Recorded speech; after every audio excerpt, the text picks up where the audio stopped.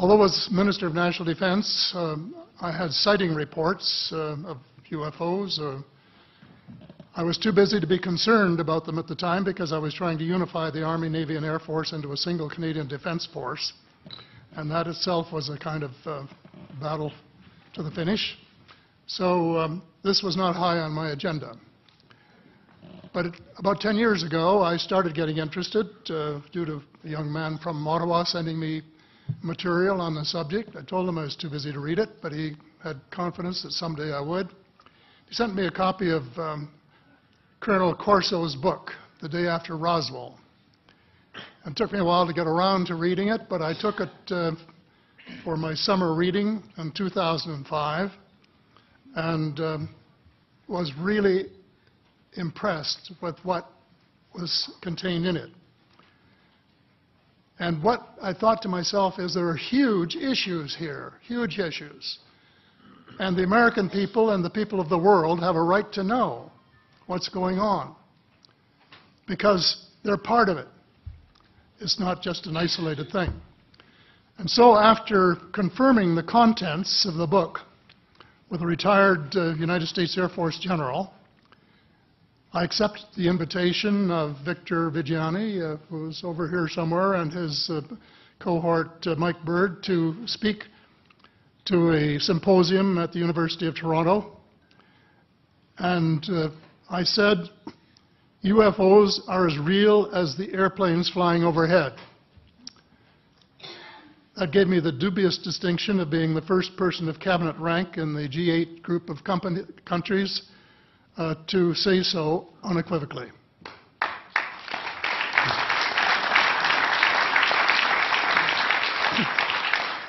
First is that about in the 1960s sometime, there was a flotilla of UFOs headed south that crossed into NATO territory in Europe. And the Commander-in-Chief of the Supreme Allied Headquarters in Europe was naturally very shaken. Fortunately, or maybe divine providence, before the panic button was pushed, the flotilla turned around and headed back north. Obviously, they had thought maybe they were Russian and they were very concerned about it. Anyway, an investigation was launched into this whole subject, and a document was prepared which concluded that at least 4 species had been visiting Earth for thousands of years. And this is my own view at this stage as well. So, except for that, there are just a couple of things that we've talked about that I'd like to refer to. And one was that we were referring to them as they until this morning when Linda Moulton Howe, I think she was the first one, actually named 3 different species. I have brought my latest book called Light at the End of the Tunnel, A Survival Plan for the Human Species, as an aide-memoire, and I name 5 different species here. I'm aware of more now. As a matter of fact, I saw a document just a few days ago that mentioned 20. And I think you, Mr. Chairman, were interested in some of the places they might come from. And I have in here Zeta reticuli, R-E-T-I-C-U-L-I, reticuli, the Pleiades, Orion, Andromeda, and the Altair star systems. So I don't think we can any more refer to them as they, because they're not an amorphous mass. They are different species and consequently may have different agendas. I don't think we can say that they all have the same agenda any more than we could say that the United States, China, and Russia had the same agenda. Our real interests may be very similar, but as of now, our perceived interests are still quite far apart. One more observation before I begin what I want to say, and that is that we spent quite a bit of time talking about the 66-year-old cadavers. And I was glad to have Linda this morning finally say that there are live ETs on Earth at this present time, and at least 2 of them probably working with the United States government. The other species that I learned about not too long ago was called the tall whites. And this is when Paula Harris broke the story just a few years ago.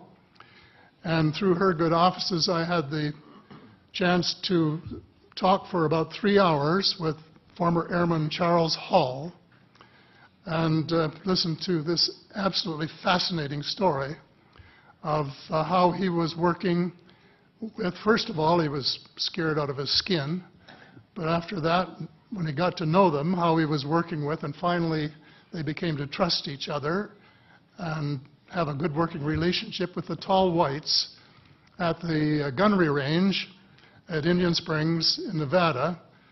And these tall whites were living on United States Air Force property and working in cooperation with the United States Air Force and sharing technology with them. He wrote a book, incidentally, called Millennial Hospitality.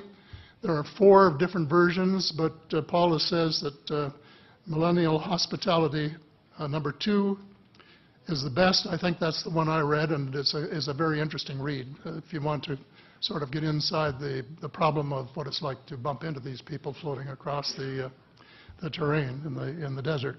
Well, enough on that for now. My interest is in full disclosure. And my only caveat is I think probably I would say 95 to 98% full disclosure. I know of 1 or 2 things that I'm not sure should be in the public domain, at least yet.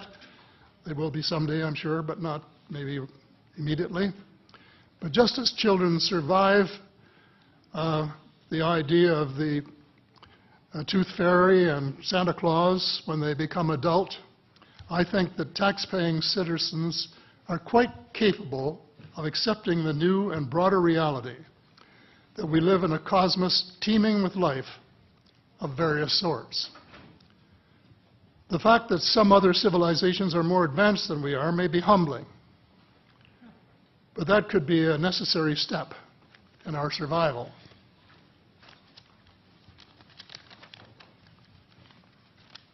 The world is an unholy mess. We have it best until the end of this decade. In my book, I said we have 10 years to stop global warming if we don't want it to be beyond the point of no return. 2 years has gone past since it was written, so I say we have until the end of the decade to arrest global warming. Yet our leaders don't even talk about it very much except in a superficial way. They appear to be more interested in starting wars to control more oil and, in effect, prolong the gravity of the threat. Of course, even if they took the problem seriously, they wouldn't have the finances to finance the transition from oil to the clean economy, to clean energy, because we have an infinitely silly banking and financial system in the Western world.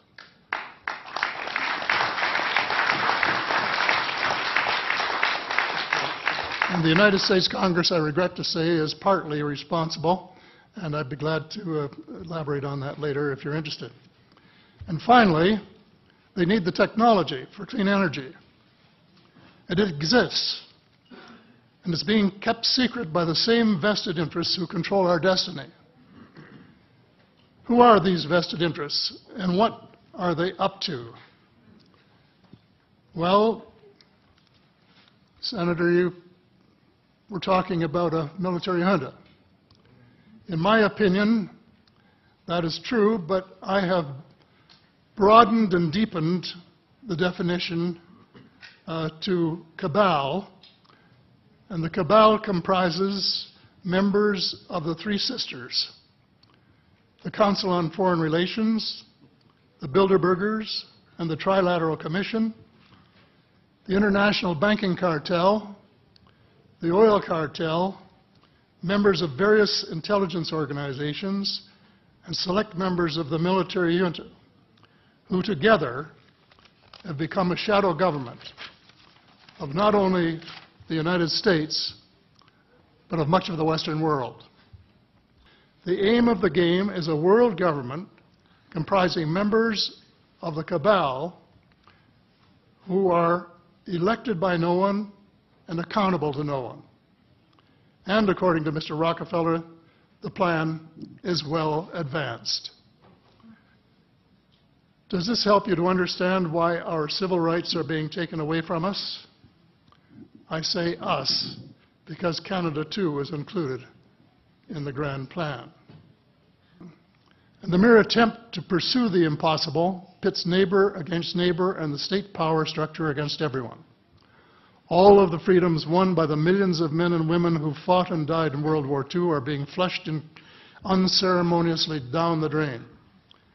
The only hope of peace is a negotiated settlement. This will require a paradigm shift in American attitudes. It involves a de facto renunciation of the plan for a new American energy and the adoption of a pledge of cooperation with all humankind to build the kind of world which we are collectively capable of. Young people everywhere need to be challenged by a noble cause. They need to be involved in arresting global warming, creating a banking system that is just and sustainable, and lead the way in the transformation to the new reality that we have to live in harmony with our celestial neighbors, as well as seeking peace on earth. In a word, we have to become spiritual beings and practice the one tenet that the world's major religions have in common, and that is the Golden Rule.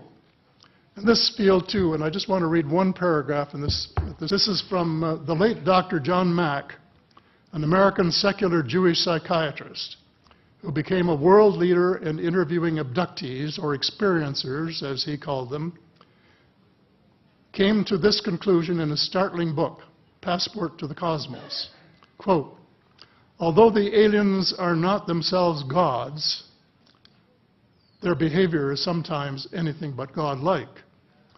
Abductees consistently report that the beings seem closer to the Godhead than we are, acting as messengers, guardian spirits, or angels, intermediaries between us and the divine source. Thank you. Thank you very much.